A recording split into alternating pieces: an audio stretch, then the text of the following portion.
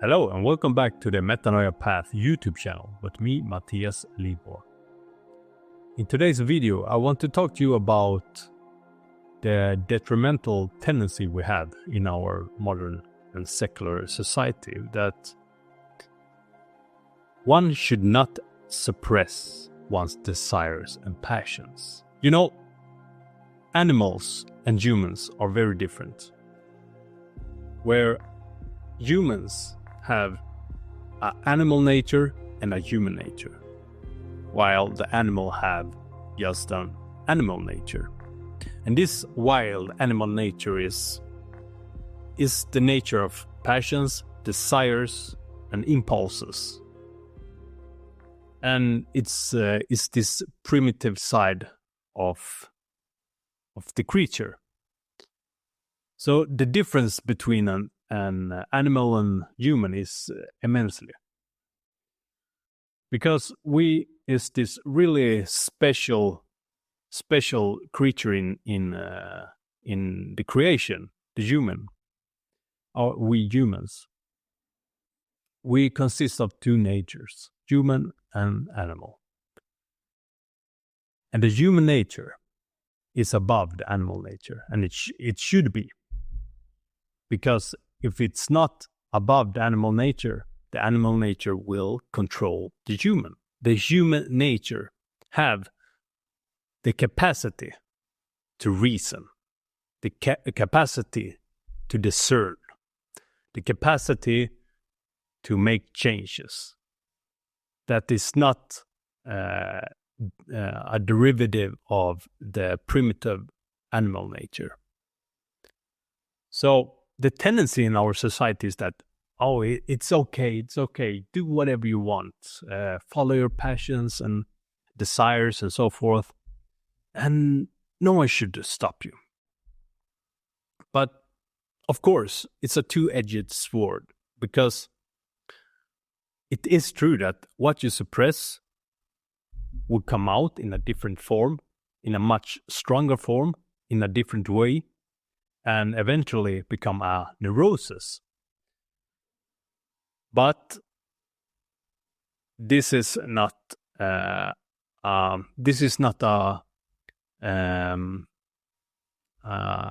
argument, you could say, to let your desires go wildfire. And I think this is a misconception and simplification of Sigmund Freud. Sigmund Freud's concept of non-suppression. But he didn't mean that you just do whatever you like. This is an oversimplification. And because what you do is you try to control it. And this is how the generations before us thought of this. The ancients, the Greek philosophers, the Stoics, the church fathers, and so forth. They were very aware of this human nature and animal nature, how it should work. In a healthy individual, the human nature is above the animal nature and controlling the animal nature. Enkartia in Greek, self-control. It's a transfiguration of the passions, because the passions isn't bad, inherently bad. They should be put in the right place and with a purpose, or the passions should be aligned with its purpose, so to say, the higher purpose. A very useful way to think about it is that your reason is above. So you can see it like your upper parts should control your lower parts.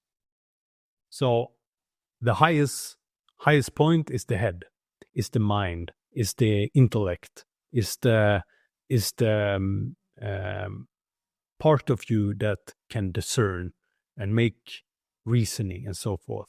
But the lower you go in your body parts, and the lower you go when you scan your body, the more primitive it gets, the more desireful it gets.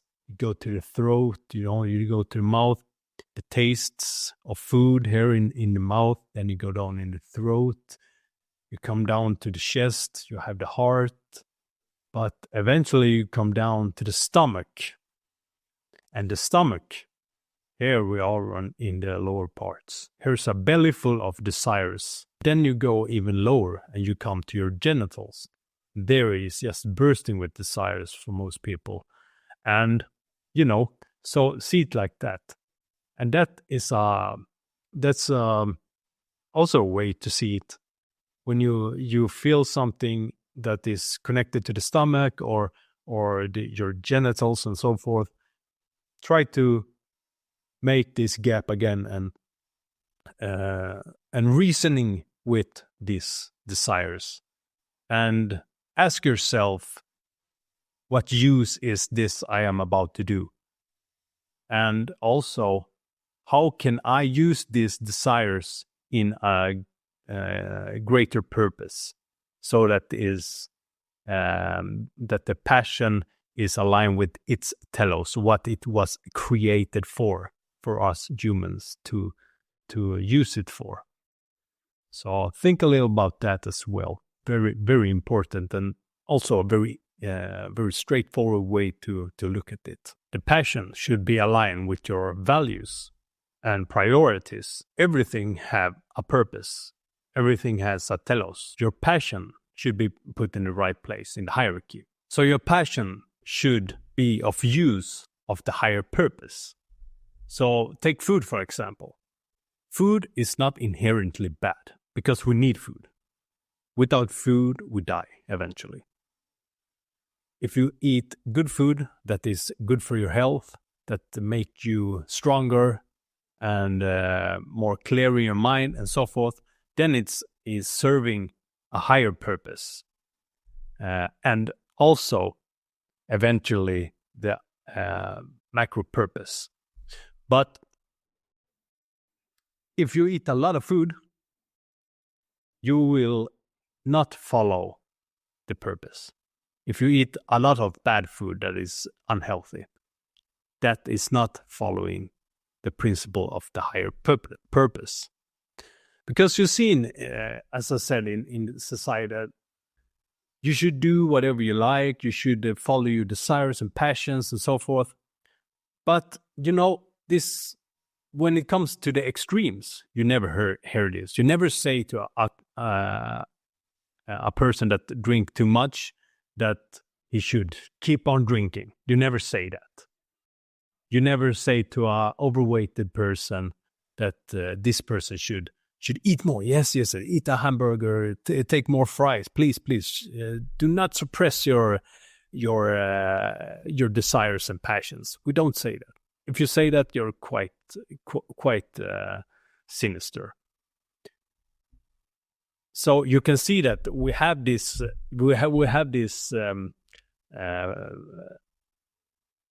foundation of moral, or we can see when it goes bad.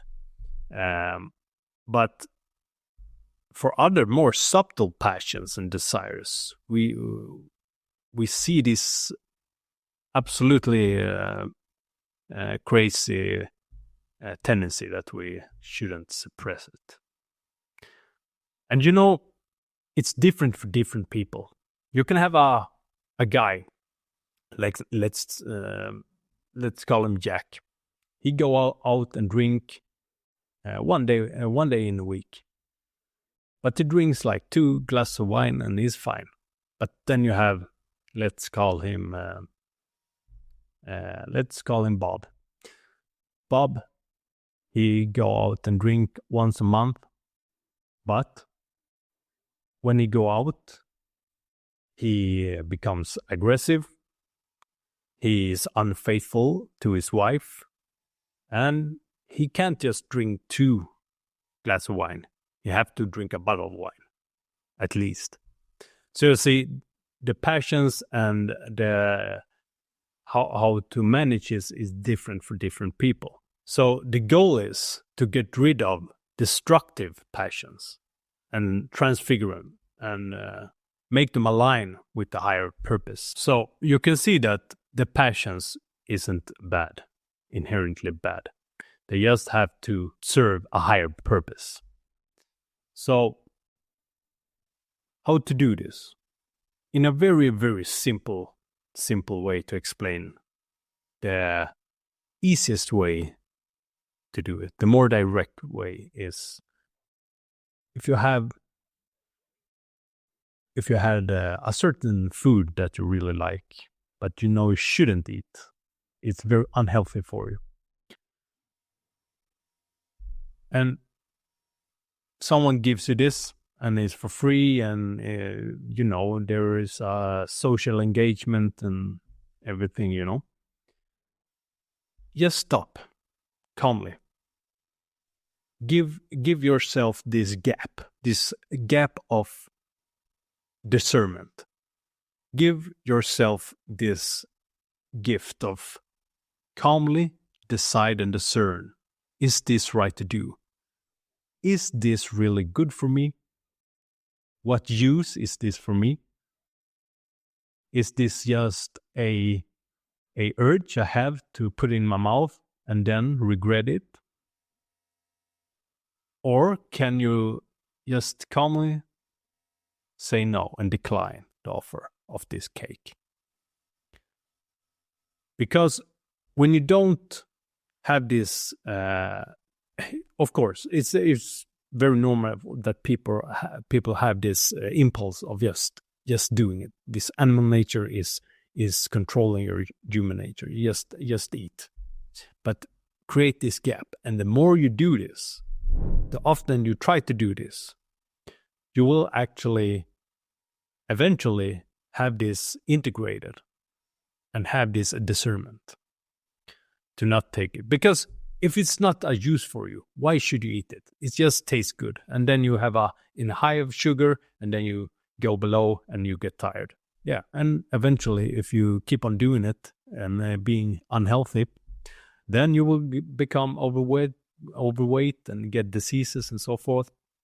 But of course, for a person that is quite healthy and trains and eat good and so in general, sometimes it's okay to eat, sometimes you shouldn't do it. It's different for different people. What is your passions? What is your desires? Look at that. Because that's the first step to know what your destructive passions and desires are. Look at them and try to transform them, or try to align them with the higher purpose. The higher purpose is what you and your priorities is. But eventually, when you're starting to think of these things, you will eventually see that it's not you and your how you perceive what is good and what is bad. You will actually see what leads to betterment in every way in your life. But anyway, I won't go into that. So it's quite straightforward to try to make this more apparent in your lifestyle, that you just give you this discernment gap.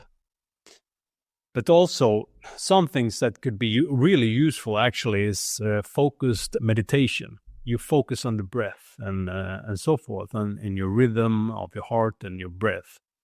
And when you astray away from the focus of the breath, then you noticed, and then you go back to the breath again, because this will make you conscious of when you're about to do something that is driven by desire. Thoughts is like this way as well. When you meditate, keep the focus on the breathing, and then the thoughts come, and then you cling to the thought, and then you don't focus on the breathing anymore. So this exercise is very, very helpful and very practical.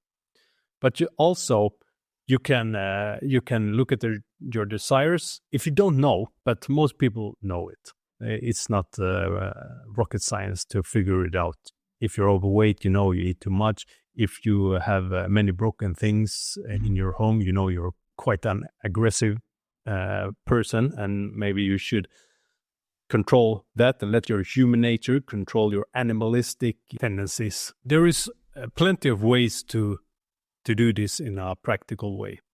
One thing that is very useful is fasting, and this is something that is inherently a practice of most of the religions out there. Fasting. I myself, I have been fasting for, I don't know, what could it be? Yeah, maybe 15 years, I think. Something like that, every day, and different fasting in different periods of my life, but always held to fasting in some form. And that helps a lot because you become really aware of what you need and what you just desire. Do I really need to eat this? Do I really need to eat this to become energized, or is it just a desire, for example? So fasting is a really good way to do it, but to purify your passions is really it's a struggle. It's an ongoing process, and you will have to recognize when you fail and make a recognition of why you failed to be able to discern the next time when you have a certain passion or desire. But think about it. Well, as I said before, it's quite funny actually. If you take up the examples of the more extreme cases where people are drug addicts or emerging in or in eating too much food or is very violent and so forth. You never encourage people to continue these behaviors. But when it comes to feelings and so forth, oh no, don't suppress it, don't suppress this, just go with it, because no one should stop you and so forth. This is very infantile, but and it's very easy for people also to get caught up in it because it's promoting your desires and passions, but they are only temporary. So you will always just you will continue to need this feeding of the passions and desires, the feeding of your animal nature, because it's only temporary. And actually the desires and passions that is not discerned in a good way and doesn't require any effort will actually lower your dopamine and get the dopamine under the threshold. So you have to trigger it more and more and more and more. And this is like, when you go into a pattern, you eventually will find yourself in a dark pit, because see it like this: if you go in circles, the ground will become flatter and flatter and flatter. And when it becomes really, really flat, it will then begin to carve holes in the ground, and you will go round and round and round and round. And then, as an analogy, you have these walls you can't climb up. So the analogy is that the more you feed these passions and desires, the harder it is to get out of it. And that is also, though, it's when you go in circles and you go on and you dig yourself down in this circle, a hole of circle, you will have a very hard time to jump up to the starting point and able to climb these walls. So it's very important to to keep in mind that a little passion, a little desire can have a extremely destructive consequences. The result can be devastating. So be aware of your thoughts. Give yourself this gap of discernment. If you really don't know your desires, begin to journal. And then when you have journaled for a month or two, and you see the patterns in your journal, then you can see where your faults are. And eventually also try to recognize why you have these desires, because you have to get to the root as well. But what you do is you purify the passions. You purify them and you put something else in its place, the virtues. So I didn't plan to do this long video, but if you're interested in this topic, let me know, and I will continue to make some more in-depth videos about this, because this is very important, I think, and is very overlooked in society. This is not just in the more physical, like sex and food and so forth. It's the tendency you have that, of course, you shouldn't suppress them 100%. You shouldn't do that. You should transfigure them. You should put them align with a higher purpose, with your higher purpose. And what is building you up, and what is destroying your foundation. That's a way to look at it.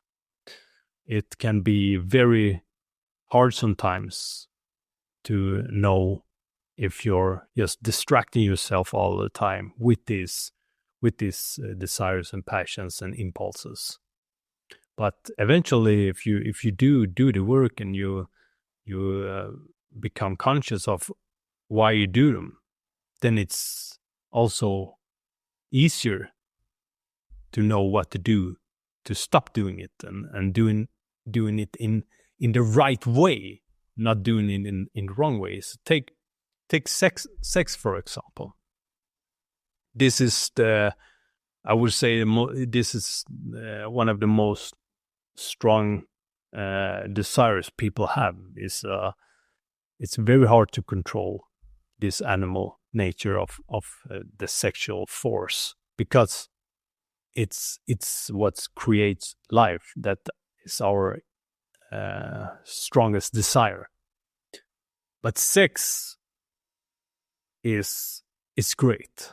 Sex and love is great. Love is great. And the problem is when it's in a wrong purpose. If it's just for desire and satisfaction and so forth, it becomes inverted, and it's in the wrong purpose.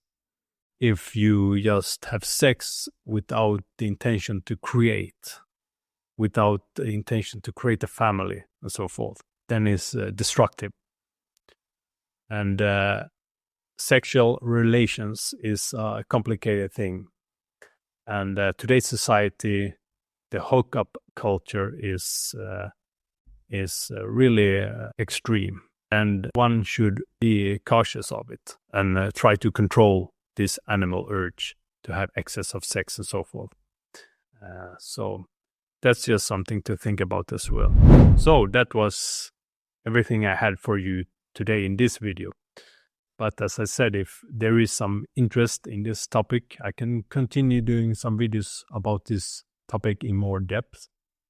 And also, if you feel that you have this problem of handling your passions and desires and certain behaviors in yourself that isn't good for you, that is very destructive or on the way of becoming destructive, just reach out to me and you will get a free consultation.